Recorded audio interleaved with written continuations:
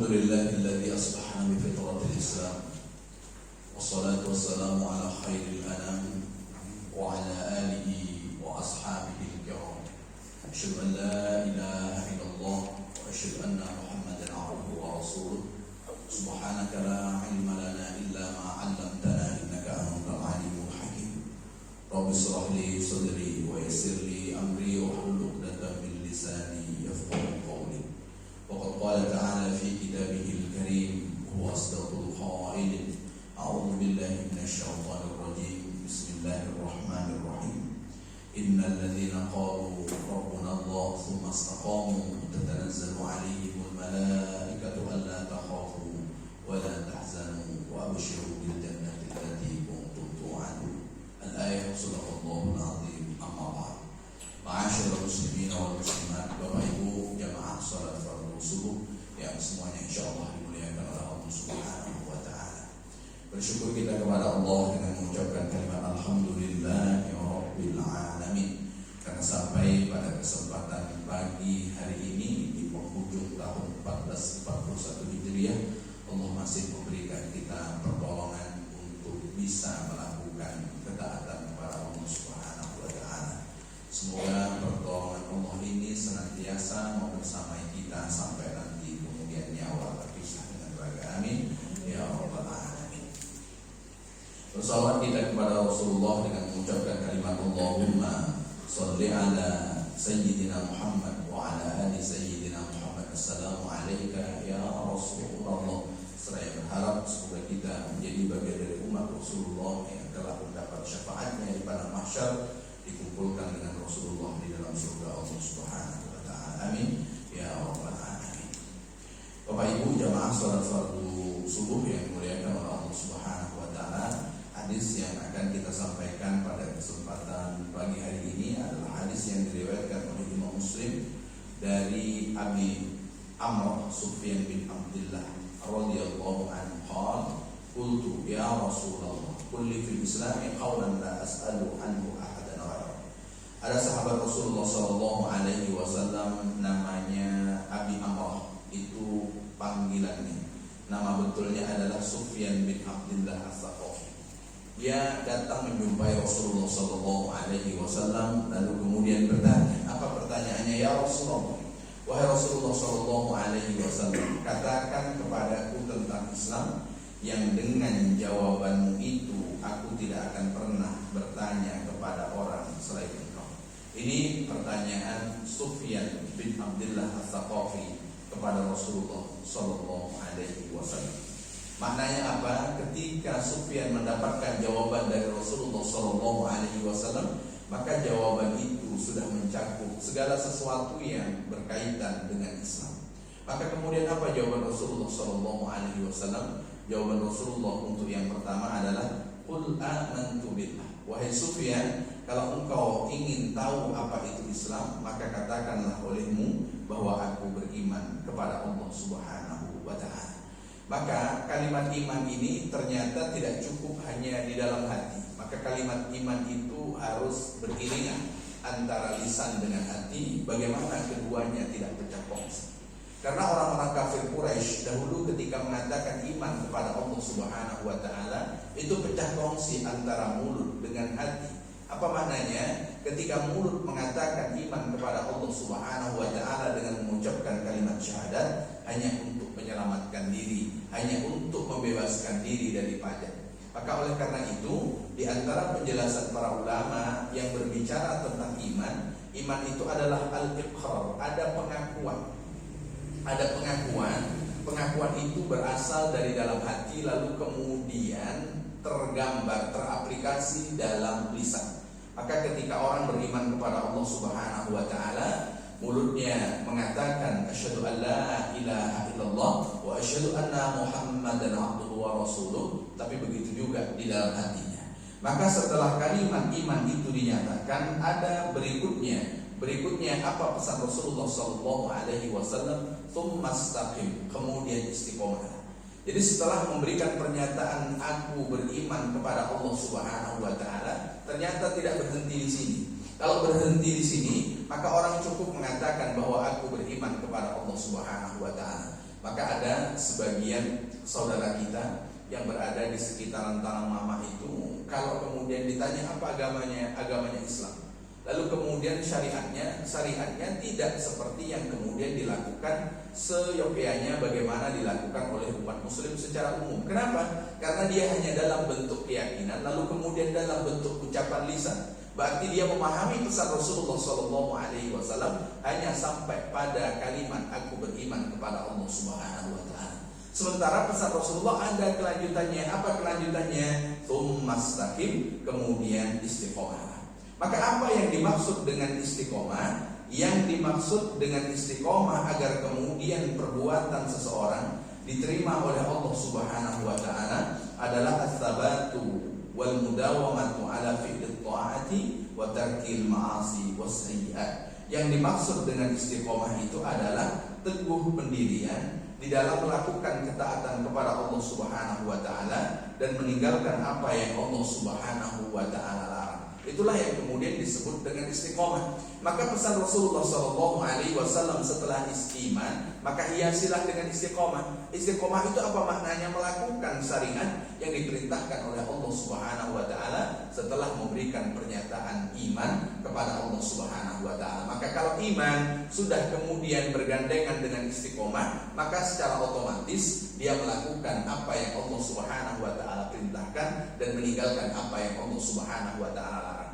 Kalau kemudian tertulis di KTP-nya Muslim, agamanya apa? Islam. Lalu kemudian sholat tak pernah dia lakukan. Sholat hanya dilakukan ketika hari raya Idul Fitri dan ketika hari raya Idul Adha. Berarti hanya dalam bentuk iman kepada Allah, lalu kemudian istiqomahnya belum ada. Karena istiqomah ini setelah pernyataan iman kepada Allah Subhanahu Wa Taala dalam lisan, dalam hati, lalu kemudian diiringi dengan istiqomah, seluruh anggota tubuh melakukan ketaatan kepada Allah Subhanahu Wa Taala atas syariat yang Allah Subhanahu Wa Taala perintahkan kepada orang mukallaf.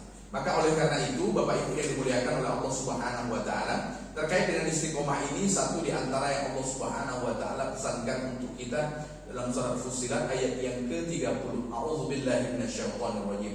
Ini mirip dengan nasihat Rasulullah SAW. Innal ladzina qalu rabbuna Allah. Sesungguhnya orang-orang yang mengatakan bahwa Tuhan kami adalah Allah. Berarti dia beriman kepada Allah Subhanahu Wa Taala. Ar-Rabbuk, siapa Tuhanmu? Allahu Rabbi, Allah Tuhanku.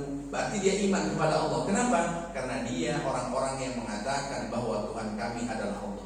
Lalu kemudian apa pesan Allah? Tsumastaqamu, kemudian dia istiqomah. Setelah dia menyatakan pernyataan bahwa aku beriman kepada Allah Subhanahu Wa Taala dalam ucapan syahadatnya, lalu kemudian dia iringi dengan istiqomah, melakukan ketaatan kepada Allah Subhanahu Wa Taala secara berkelanjutan. Maka di antara janji Allah, tatanazzalu alaihimul malaikah, Allah Subhanahu Wa Taala akan turunkan para malaikatnya.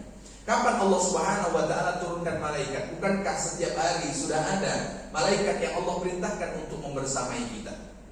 Subuh tadi Allah ganti malaikat siang untuk menjaga kita sampai nanti waktu asar. Waktu asar nanti akan berganti dengan malaikat yang menjaga kita di sip malam sampai kemudian waktu subuh. Maka di antara pertanyaan Allah Subhanahu Wa Taala kepada para malaikatnya di dua waktu ini, kaifa taraktum ibadi, wahai para malaikatku, bagaimana engkau tinggalkan hamba-hambaku? Maka di antara jawaban malaikat, taraknahum wa hum yusallun, kami tinggalkan mereka sedang dalam melaksanakan sholat. Maka berbahagia jika waktu subuh kita melaksanakan sholat pada waktunya. Berbahagia jika waktu asar kita melaksanakan sholat pada waktunya. Karena di dua waktu ini Allah akan menanyakan kepada para malaikatnya apa yang dilakukan hamba-hambanya dan tercatat di dalam buku amal mereka. Bapak Ibu yang dimuliakan oleh Allah Subhanahu Wa Taala, selain malaikat ini akan ada malaikat yang Allah Subhanahu Wa Taala perintahkan menjumpai kita. Siapa dia? Malaikat pencabut nyawa. Tapi sebelum malaikat pencabut nyawa menjumpai kita, ada Allah perintahkan para malaikat untuk menjumpai kita. Kepada siapa? Kepada orang yang selain dia beriman kepada Allah Subhanahu Wa Taala, lalu kemudian disertai dengan melakukan ketaatan kepada Allah terkait dengan syariatnya dan meninggalkan apa yang Allah Subhanahu Wa Taala larang terkait dengan apa yang Allah Subhanahu Wa Taala haramkan. Maka Allah akan turunkan malaikat. Maka kata Imam Jalaluddin As-Suyuti, Allah akan menurunkan malaikat ini indal maut, ketika dia hendak meninggal. Jadi ketika meninggal, Allah akan kirimkan malaikat pencabut nyawa, mengambil nyawanya. Tapi proses sebelum meninggal itu, Allah Subhanahu wa Ta'ala akan kirimkan para malaikat yang lain terlebih dahulu. Ini untuk orang yang istiqomah. Maka malaikat itu kenapa Allah Subhanahu wa Ta'ala kirim? Untuk mengatakan Allah takhafu, janganlah kalian bersedih. Yang kedua, wala tahzanu, janganlah kalian Allah takhafu, janganlah kalian takut, wala tahzanu, dan janganlah kalian bersedih. Itu kalimat yang Allah Subhanahu wa Ta'ala perintahkan kepada malaikat yang Allah turunkan sebelum malaikat pencabut nyawa, untuk membisikkan yang pertama, jangan takut, yang kedua, jangan bersedih, lalu kemudian yang ketiga Allah perintahkan, kabarkan gembira kepadanya, wa absyiru bil jannati allati kuntum tu'adun, beri kabar gembira kepada mereka tentang surga yang telah dijanjikan oleh Allah Subhanahu wa Ta'ala. Maka apa yang dimaksud pernyataan malaikat Allah takhafu, janganlah engkau takut? Ternyata yang dimaksud di antara yang dijelaskan oleh Imam Ibnu Katsir, Allah takhafu mimma tuqaddimunahu, janganlah engkau takut terhadap apa yang sudah engkau persembahkan kepada Allah Subhanahu wa Ta'ala.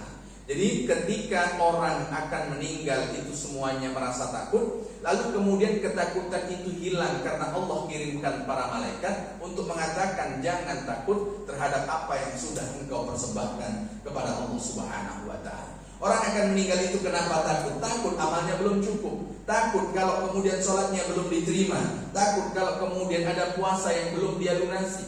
Tapi kemudian ada kelompok orang yang dia setelah menyatakan iman kepada Allah, dia ikuti syariat Allah Subhanahu wa Ta'ala berkelanjutan, dia tinggalkan larangan Allah Subhanahu wa Ta'ala secara kontinu, maka kemudian Allah akan kirimkan malaikat sebelum malaikat pencabut nyawa untuk mengatakan jangan takut terhadap apa yang sudah engkau persembahkan kepada Allah Subhanahu wa Ta'ala. Sejatinya apa yang pernah kita persembahkan kepada Allah, ketaatan kita kepada Allah Subhanahu wa Ta'ala, itu nanti akan diperlihatkan di dalam buku catatan amal kita.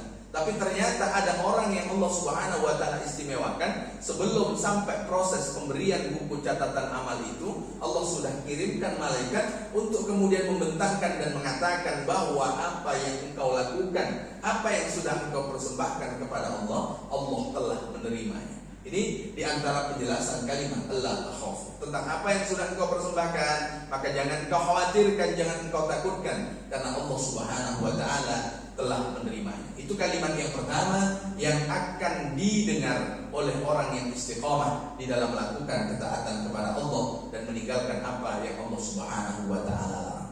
Yang kedua, wala tahzanu, kata malaikat untuk menyampaikan kepada orang yang menyatakan Tuhan kami adalah Allah, kemudian mereka istiqomah. Yang kedua, janganlah engkau bersedih.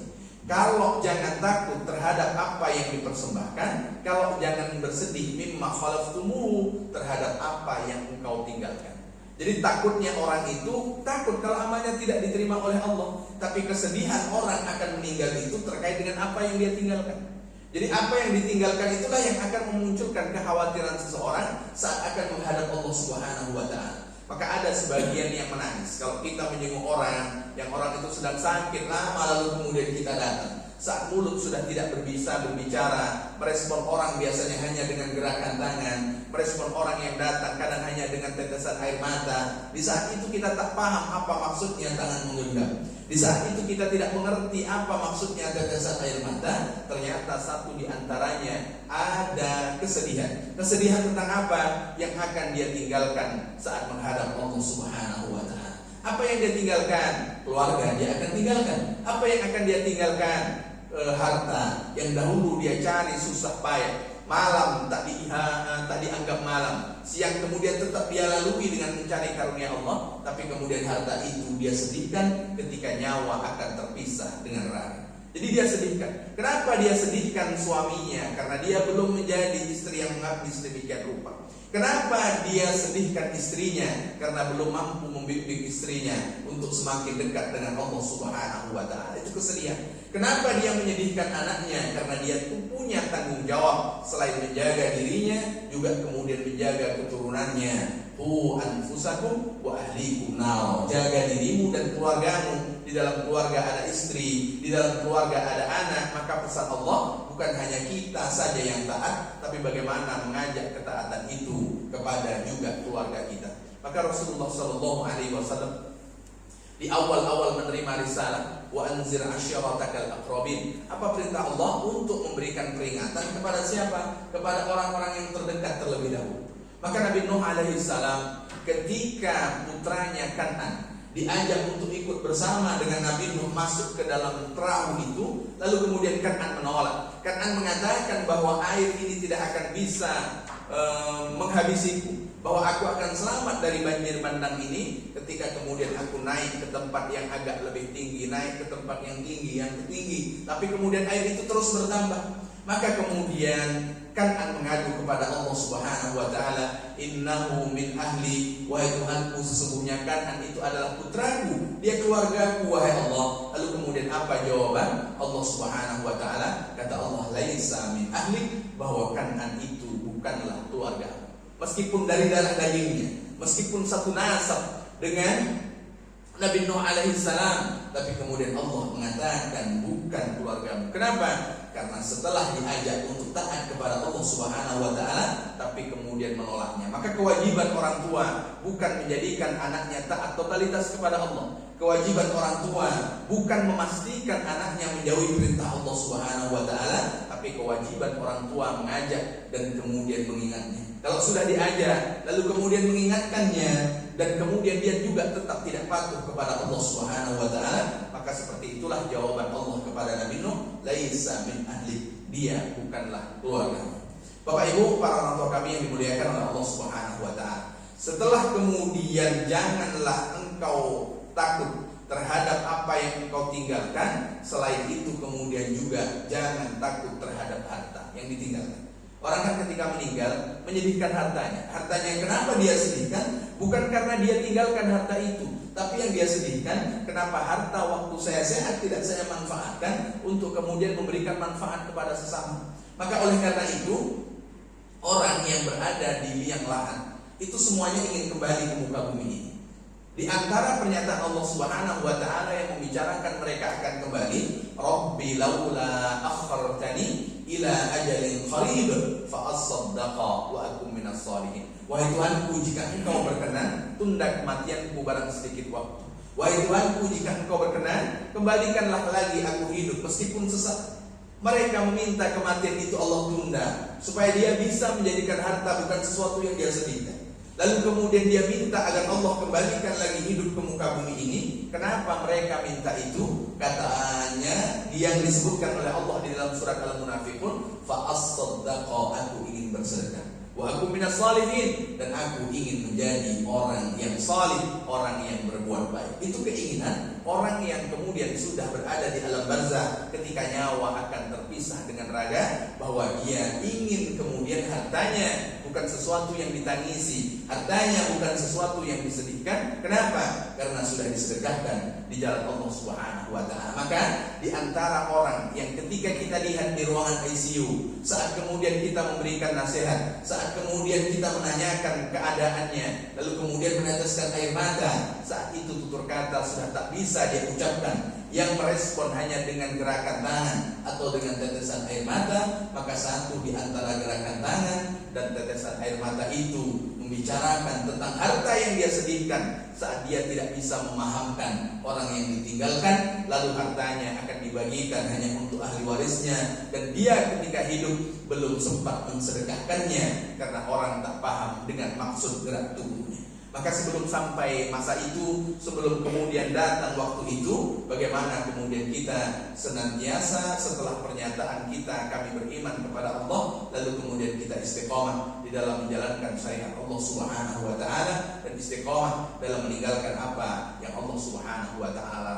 Yang kedua-duanya perlu kita lewati dengan kesabaran. Sabar dalam taat kepada Allah, sabar di dalam meninggalkan apa yang Allah Subhanahu wa taala larang, sabar untuk kemudian menerima apa yang Allah Subhanahu wa taala ujikan kepada kita. Sabar kepada ketaatan itu butuh perjuangan. Sabar juga meninggalkan sesuatu yang Allah Subhanahu wa taala haramkan, itu juga butuh pengorbanan. Maka oleh karena itu, nasihat Rasulullah SAW untuk Sufyan bin Abdullah Ats-Tsaqafi, maka bukan hanya kepada sahabat Rasulullah itu, tentu juga kepada kita, bahwa kita dianjurkan setelah pernyataan kita untuk tetap istiqomah, melaksanakan apa yang Allah perintahkan dan meninggalkan apa yang Allah Subhanahu wa taala larang, agar kemudian kita mendapatkan buahnya. Kapan buah itu akan kita dapatkan? Saat nyawa terpisah dengan raga, Allah akan kirimkan malaikat untuk membisikkan ke telinga kita, Allah takhafu, jangan engkau takut, wala tahzanu, jangan engkau bersedih. Lalu kemudian malaikat akan mengatakan, wa absyiru bil jannati allati kuntum tu'adun, beri kabar gembira kepada mereka tentang surga yang telah dijanjikan oleh Allah Subhanahu wa taala. Semoga ini memberikan inspirasi dan nasihat kepada kita di penghujung tahun itu. Kita bisa mengintrospeksi diri kita, apakah kemudian kita sudah istiqomah. Kalau imannya, banyak di antara kita sudah mengatakan iman kepada Allah, tapi sejauh mana kita melakukan ketaatan, sejauh mana kita menjaga diri untuk tidak melakukan kedurhakaan, itulah yang kemudian perlu kita evaluasi, sehingga kita ketika kurang, kita akan menambahnya. Ketika ada dosa, lalu kemudian kita meminta ampun kepada Allah Subhanahu wa taala. Semoga Allah jumpakan kita dengan tahun 1442 Hijriah dan kita akan mengisinya dengan ketaatan kepada Allah Subhanahu wa taala. Amin ya rabbal alamin. Barangkali demikian Bapak Ibu yang bisa saya sampaikan pada kesempatan pagi hari ini. Jika ada yang ingin ditanyakan, dipersilakan.